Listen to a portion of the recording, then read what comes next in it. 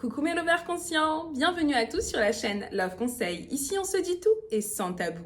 Je me présente pour les nouveaux, je m'appelle Jacqueline Gimbous, je suis psychosexologue, infirmière et sophrologue. J'ai créé cette chaîne afin de faire de vous des hommes et des femmes ayant une sexualité et une vie sentimentale épanouie et consciente.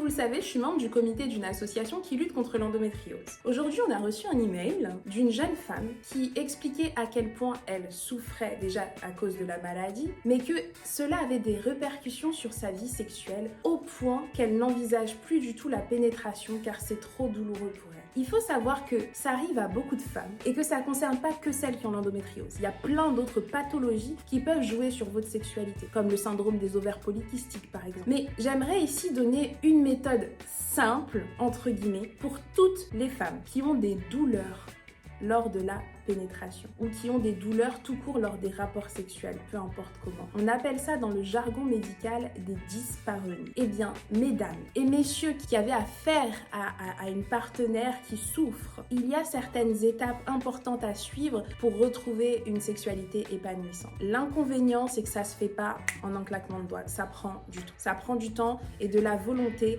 des deux côtés. Il faut que les deux partenaires travaillent ensemble pour que cela s'améliore. Alors, les dyspareunies ne sont pas forcément toujours dues à des pathologies internes. Il y a aussi le vaginisme, pour ceux qui en ont déjà entendu parler. Pour les autres, je vous invite à regarder les vidéos que j'ai déjà fait sur le sujet. Mais il faut savoir que le vaginisme, la majorité du temps, vient d'un problème psychologique et souvent antérieur. Donc, voilà, ça peut être ça aussi. Mais dans tous les cas, que ça soit parce que vous avez une maladie chronique, parce que vous êtes vaginique ou parce que vous savez pas pourquoi, ça reste la même méthode. Les conseils que je vais vous donner dans cette vidéo sont valables pour tout type de dyspareunie et de pathologie. Donc la première étape à suivre, c'est la reconnexion à son corps. C'est super, hyper important. Mesdames, il faut que vous soyez à l'écoute de votre corps. C'est-à-dire que quand il vous dit non, c'est non.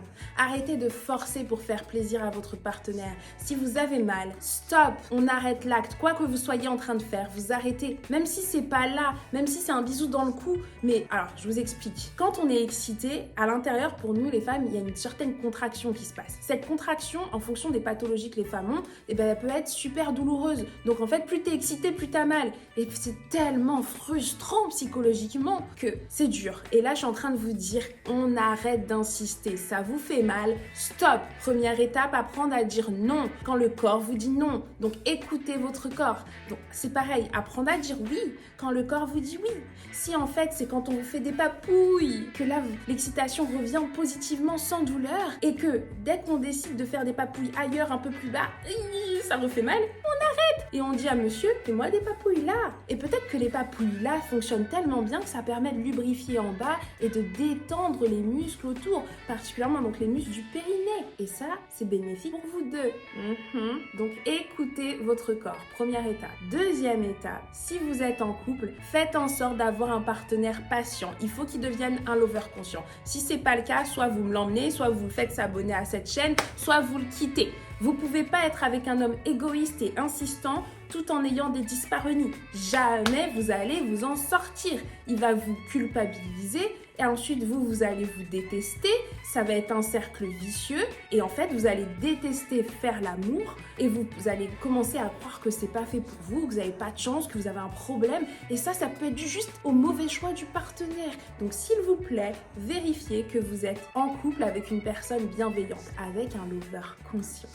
Troisième et dernière étape que je donnerai dans cette vidéo, il y en a d'autres évidemment, mais j'aimerais qu'elle soit pas trop longue et surtout j'aimerais donner des choses simples pour que je sois sûre que vous les appliquiez. Si vous en voulez plus, vous écrivez oui en commentaire et je ferai d'autres vidéos, il n'y a pas de problème. Ou alors vous prenez une consultation avec moi, c'est tout aussi, c'est même mieux en fait parce que ça sera personnalisé à votre situation. Parce que là c'est compliqué pour moi, je dois toujours essayer de parler en général sans savoir votre historique, vos pathologies, voilà, plein de choses. Alors que si on est en consultation, je vais d'abord vous faire une prise de sang, plein de... Bon, bref, tout ça pour dire troisième étape. Donc, la troisième étape, c'est de réapprendre à faire l'amour. Et pour ça, il faut commencer par faire l'amour sans pénétration. Voilà pourquoi je vous disais que l'étape 2 était primordiale, parce que si vous n'avez pas le bon partenaire, ça va être compliqué de le convaincre de faire l'amour sans pénétration.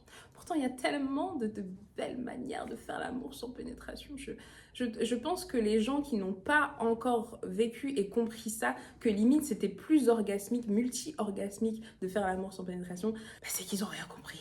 Ou alors, encore une fois, ils n'ont pas regardé assez de mes vidéos. Ouais, bref. Il faut réapprendre à faire l'amour lentement, avec érotisme, sensualité, plaisir. Écoutez votre corps, ce qu'il vous dit. Concentrez-vous sur les émotions, les odeurs, de gémissements, de respiration, la douceur de la peau. Reconnectez-vous à votre corps, à vous et à celui de votre partenaire. Soyez dans l'instant présent, soyez dans la pleine conscience. C'est pour ça que je vous appelle mes lovers conscients. Vous comprenez? Tout est lié, j'ai pas choisi ce nom pour rien. Le jour où vous ferez l'amour en pleine conscience, ça réglera la majorité de vos soucis. Donc là, c'est 3 astuces simples que je vous donne. Évidemment, ça suffit pas totalement, mais ça pourrait déjà aider beaucoup de femmes et de couples qui sont dans cette situation. Donc je vous invite à les tester dès ce soir et à m'écrire parce que j'adore lire vos retours. Donc écrivez-moi en commentaire si ça a fonctionné pour vous, si oui, au bout de combien de temps. Sinon, n'hésitez pas à prendre une consultation privée avec moi. Mes lovers conscients, je vous adore. Je vous souhaite une agréable journée ou soirée. Je vous demande de mettre un j'aime pour que cette vidéo remonte dans l'algorithme de YouTube, de la partager à un maximum de personnes pour qu'on augmente ensemble la communauté des lovers conscients et surtout d'activer la cloche de notification pour être au courant de mes prochaines vidéos car je pars du principe que vous êtes déjà abonnés. Si c'est pas le cas, c'est grave. À bientôt mes lovers conscients.